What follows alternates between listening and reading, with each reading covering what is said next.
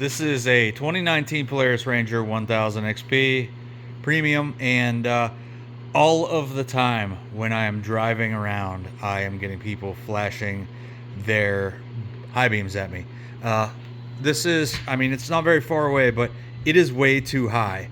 Whenever I put the high beams on, it's in the trees, like up in the trees, way too high. So I am going to adjust this. I took this panel off just so you could see what's going on in here.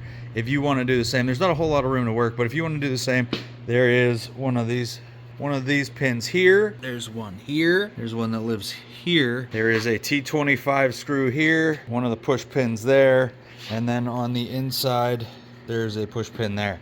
And then that whole panel comes off. So you can see right here that this has a spring, and it is not completely tight against there. I could bring this in and it will bring it down, but there's also another screw on the bottom. Pop the whole headlight out just to show you what's going on. So there's three adjustments. There's one here, and then one right there.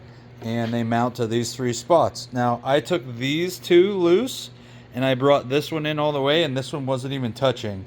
And it brought the headlight from here on this down to here, which may be enough, but this bottom screw wasn't doing anything. So I believe this one was going to have to be brought out also. So I'm going to stretch these springs a little bit, and then I'm going to put this back in just so that it will be held a little better, and I'll show you what happens. To get to this, I had to use a setup like this from the bottom side. It's very tight.